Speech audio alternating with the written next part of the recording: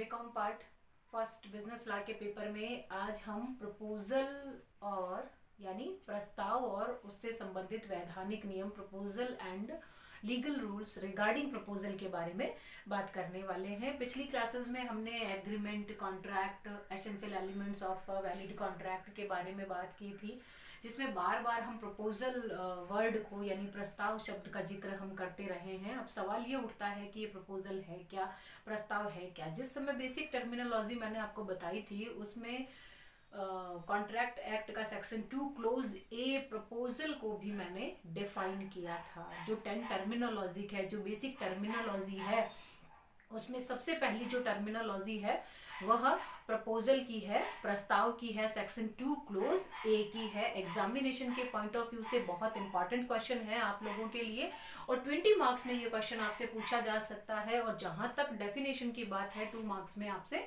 Definition तो पूछी ही जा सकती है, इसलिए आपको सेक्शन 2 क्लोज ए पता होना चाहिए कि ये प्रपोजल को रिप्रेजेंट करता है। प्रपोजल को हम ऑफर भी बोल सकते हैं, यानी प्रस्ताव को इंग्लिश में हम प्रपोजल और ऑफर शब्द की भी इसके लिए हम यूज कर सकते हैं। प्रपोजल वर्ड हमारे लिए नया नहीं है। तो इस क्लास में हम लीगल रूल्स रिगार्डिंग प्रपोजल के बारे में बात करेंगे। तो सबसे पहले प्रस्ताव यानी प्रपोजल है क्या, सेक्शन 2 क्लोज ए हमें क्या कहता है, हम उसके बारे में बात करेंगे। तो प्रपोजल होता है किसी व्यक्ति के सामने अपनी इच्छा को, अपनी जो डिजायर है उसको रखना।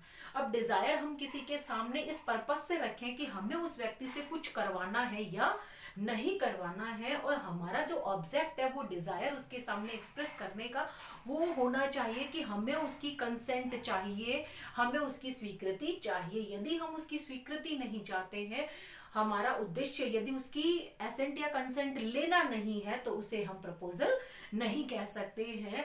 तो प्रोफेसर पोलॉक है, चेट्टी है, एंडसन है, इन्होंने भी प्रपोजल को लेकर के अपने अपने विचार व्यक्त किए हैं, अपनी अपनी ओपिनियन इन्होंने दी है। सेक्शन 2 क्लोज ए हमें कहता है when one person signifies to another his willingness to do or to abstain from doing anything with a view to obtain the assent of that other to such act or abstinence, he is said to make a proposal। यानी section 2 clause हमें ये कहता है when one person signifies to another. तो सबसे पहले तो हमें ये पता होना चाहिए कि प्रपोजल जब कोई व्यक्ति किसी दूसरे व्यक्ति के सामने रखेगा तो अकेला व्यक्ति खुद से कोई प्रपोजल नहीं रख पाएगा। सबसे पहले रिक्वायरमेंट 2 पर्संस की रहती है कि एक अपनी इच्छा दूसरे के सामने रखेगा। When one person signifies to another his willingness, यानी अपनी इच्छा दूसरे व्यक्ति के सामने रखता है। टू डू और टू एब्सटेन, टू डू का मतलब किसी काम को करने के लिए और टू एब्सटेन का मतलब नॉट टू डू, यानी किसी काम को नहीं करने के लिए। From doing anything with a view to obtaining, यानी उसका जो उद्देश्य है वो एसेंट लेना यानी कंसेंट लेना होना जरूरी है उस काम को करने के लिए या नहीं करने के लिए। तो हम ये कहेंगे कि पहले व्यक्ति ने दूसरे व्यक्ति के सामने प्रपोजल रखा। यदि मैं अपनी सिंपल भाषा में कहूं तो जब एक पार्टी किसी दूसरी पार्टी के सामने किसी काम को करने के लिए यानी टू डू, किसी काम को नहीं करने के लिए यानी टू एब्सटेन यानी नॉट टू डू, नहीं करने के लिए अपनी इच्छा इस पर्पस से जाहिर करता है, एक्सप्रेस करता है कि सेकंड पार्टी उस काम को करने या न करने की कंसेंट उसे दे, यानी उसका पर्पस क्या होना चाहिए, कंसेंट लेना उसका पर्पस होना चाहिए, तभी हम उसे प्रपोजल कह सकते हैं, अदरवाइज नहीं कह सकते हैं। तो यदि हम सेक्शन 2 क्लोज की स्टडी करें और इसका एनालिसिस करें तो कुछ एक चीजें हैं जो हमारे सामने निकल कर आती हैं। सबसे पहले कि देयर मस्ट बी 2 पार्टीज, इसमें 2 पार्टी का होना बहुत जरूरी है। सिंगल व्यक्ति प्रपोजल नहीं कर सकता, खुद से कोई प्रपोजल नहीं कर सकता। दूसरी बात, ये किसी काम को करने के लिए भी हो सकता है और नहीं करने के लिए भी हो सकता है। तीसरी बात, उद्देश्य क्या होना चाहिए, कंसेंट लेना उद्देश्य होना जरूरी है। यदि कंसेंट लेना उद्देश्य नहीं है तो उसे हम प्रपोजल नहीं कह सकते हैं। और यदि ये तीनों चीजें किसी में है, दो पार्टी है, एक पार्टी ने अपनी इच्छा रखी है, उस पार्टी का उद्देश्य सेकंड पार्टी की कंसेंट लेना है, तो हम ये कहेंगे पहली पार्टी ने दूसरी पार्टी के सामने प्रपोजल रखा, प्रस्ताव रखा। तो जहां तक मैं समझती हूँ आपके डेफिनेशन बिल्कुल क्लियर हो गई होगी कि प्रस्ताव के लिए दो व्यक्तियों का होना जरूरी है, दो पर्सन्स का होना जरूरी है। एक पर्सन अपनी इच्छा रखेगा, दूसरा पर्सन उस इच्छा पर अपनी कंसेंट दे या देने की इच्छा रखे, तो हम कहेंगे कि पहले व्यक्ति ने दूसरे व्यक्ति के सामने प्रपोजल रखा। अब लीगल रूल्स की बात करते हैं कि प्रपोजल को लेकर के लीगल रूल्स कौन कौन से हैं। यानी एग्जाम में आपसे ये पूछा जाए कि प्रस्ताव से संबंधित वैधानिक नियम बताइए, explain the legal rules regarding proposal, तो उसके जवाब में आपको क्या लिखना पड़ेगा। तो सबसे पहला जो लीगल रूल है वो हम कहेंगे there must be two parties, दो पक्षकार। सबसे पहली शर्त यही है प्रपोजल के लिए दो पक्षकारों का होना जरूरी है। जैसा कि सेक्शन 2 क्लोज ए हमें कहता है बिना दो पार्टीज के प्रपोजल नहीं हो सकता है। एक अकेली पार्टी खुद से कोई प्रपोजल नहीं रख सकती। जैसे मैं अपने आप से ये नहीं कह सकती हूँ कि मैं मेरा मकान 25 लाख में खुद को ही बेचना चाहती हूँ, तो ये कोई प्रपोजल नहीं होगा। इसके लिए मुझे सेकंड पार्टी की जरूरत पड़ेगी और मैं जब अपनी इच्छा उसके सामने रखूंगी तो मेरा उद्देश्य उसकी कंसेंट लेना होना चाहिए, तभी वो प्रपोजल होगा, अदरवाइज नहीं हो सकता। तो सबसे पहला जो लीगल रूल है there must be two parties, यानी दो पक्षकारों का होना। पॉइंट नंबर सेकंड कहता है प्रपोजल में बी to do anything, कुछ करने के लिए। प्रपोजल रखने का उद्देश्य कुछ करना हो सकता है। यदि कोई पार्टी किसी दूसरी पार्टी के सामने अपनी इच्छा रखता है तो वह किसी काम को करने के लिए रख सकता है।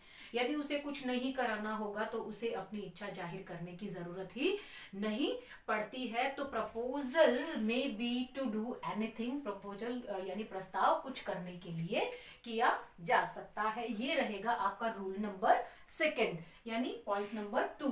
पॉइंट नंबर 3 रहेगा, जैसा कि मैंने आपको अभी अभी बताया, कुछ करने के लिए भी हो सकता है और बिल्कुल ठीक कुछ नहीं करने के लिए भी हो सकता है। तो proposal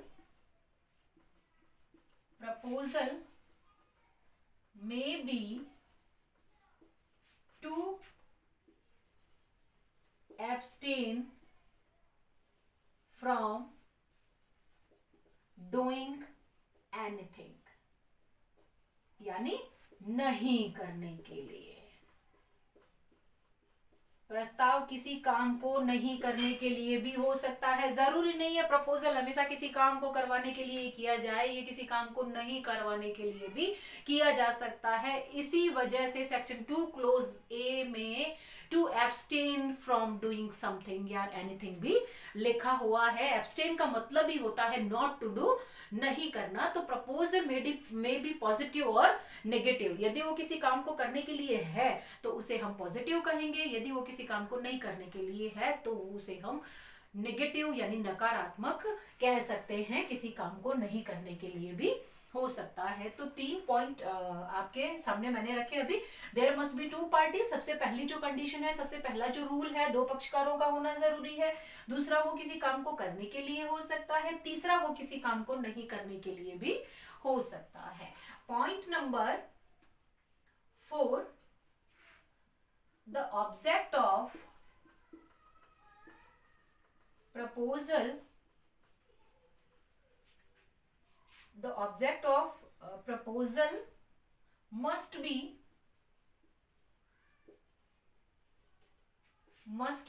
to obtain assent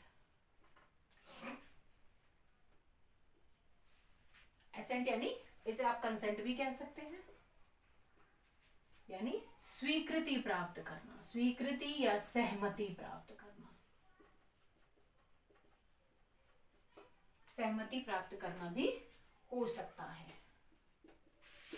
legal relations, legal relationship और proposal as request, yes, the object of the proposal must be to obtain assent। ये भी सेक्शन 2 क्लोज ए हमें कहता है कि प्रपोजल का जो ऑब्जेक्ट है वह सेकेंड पार्टी की कंसेंट लेना होना चाहिए, उसकी सहमति लेना होना चाहिए। यदि पार्टी ने ऐसे ही किसी से कहा है मैं ये काम करने जा रहा हूं, तो इसे हम प्रपोजल नहीं कहेंगे। मैं ये सोचता हूं कि मैं ये काम तुमसे करवाऊं, मैं ये सोचता हूं तुम मेरे लिए ऐसा नहीं करो, तो ये प्रपोजल नहीं है। यदि ऐसा कहा जाता है कि मैं आपके थ्रू या आपसे ये काम करवाना चाहता हूं, क्या आप मेरे लिए इस काम को करेंगे, क्या आप मुझे इस ब्रांड का इतना माल इस रेट पर देंगे, क्या मुझे आप इतना माल इस क्वालिटी का इस रेट का सप्लाई करने के लिए तैयार हैं, तो मैं उसे खरीदना चाहूंगा। ये चीजें प्रपोजल होती है। दो पार्टी भी है, एक पार्टी अपनी इच्छा भी रख रही है और दूसरी पार्टी से कंसेंट लेने के पर्पस से रख रही है, इसलिए इसे हम प्रपोजल कह सकते हैं। तो शर्त ये है, लीगल रूल ये कहता है the object of proposal must be to obtain consent और एसेंट। नेक्स्ट पॉइंट है लीगल रिलेशनशिप, बहुत इंपॉर्टेंट है। वैलिड कॉन्ट्रैक्ट के एसेंशियल एलिमेंट्स में एक पॉइंट लीगल रिलेशनशिप क्रिएट करने का मैंने आपको बताया था कि यदि पार्टी का पर्पस, दोनों पार्टीज का पर्पस लीगल रिलेशनशिप क्रिएट करना नहीं है दोनों के बीच में, तो वो एक वैलिड कॉन्ट्रैक्ट नहीं हो सकता है। तो प्रपोजल का पर्पस दोनों पार्टी के बीच में लीगल रिलेशनशिप क्रिएट करना होना चाहिए। अब सवाल ये उठता है कि लीगल रिलेशनशिप क्रिएट करने का मतलब ये होता है कि मान लीजिए दोनों में से कोई एक पार्टी डिफॉल्टर रहती है, तो एक पार्टी को ये राइट मिलेगा कि वह कोर्ट में जा सकती है और उसका जो नुकसान हुआ है वह उसकी भरपाई करवा सकती है। तो ये अधिकार मिलना लीगल रिलेशनशिप क्रिएट करने की तरह ही माना जाता है। नेक्स्ट पॉइंट कहता है प्रपोजल एज रिक्वेस्ट। प्रपोजल हमेशा रिक्वेस्ट फॉर्म में होता है, प्रार्थना या विनय के रूप में होता है। हम किसी को ऑर्डर नहीं दे सकते हैं कि आप मेरे लिए ये कीजिए, आपको मेरे लिए ये करना होगा। No, it is not like a proposal. Proposal होता है एक रिक्वेस्ट की तरह कि मैं ये काम करना चाहता हूं या मेरा ये काम करने की इच्छा है, क्या आप मेरे लिए ये करेंगे। तो इसे हम रिक्वेस्ट के वे में, रिक्वेस्ट के मैनर में ही सेकंड पार्टी के सामने रख सकते हैं, एक ऑर्डर के फॉर्म में नहीं रख सकते हैं। तो प्रपोजल क्या है और रूल्स रिगार्डिंग प्रपोजल में 6 पॉइंट आज मैंने पार्ट 1 में मैंने आपको बताया है। यानी ये जो पूरा टॉपिक है लीगल रूल्स रिगार्डिंग प्रपोजल, इसको मैंने 2 पार्ट्स में डिवाइड किया है क्योंकि पॉइंट्स थोड़े ज्यादा हैं, इसलिए 2 पार्ट में डिवाइड करके मैंने इस क्लास को लिया है। फर्स्ट पार्ट में आज मैंने आपको प्रपोजल क्या होता है उसके बारे में बताया है और प्रपोजल के लीगल रूल्स में 6 पॉइंट मैंने आपके सामने रखे हैं कि इसके लीगल रूल्स में जो फर्स्ट 6 पॉइंट है वो क्या क्या रहेंगे। और जनरली ये पॉइंट आपका सेक्शन 2 क्लोज ए ही आपको बता देता है कि इसमें और कौन कौन सी चीजें हो सकती है। तो आज की क्लास में इतना ही। नेक्स्ट क्लास में हम इसके पार्ट 2 पे चर्चा करने वाले हैं, जो रिमेनिंग पॉइंट्स हैं जिसमें कुछ केस स्टडी या केस लॉ भी आने वाले हैं, हम उसके बारे में बात करेंगे। आज के लिए इतना ही। Thank you.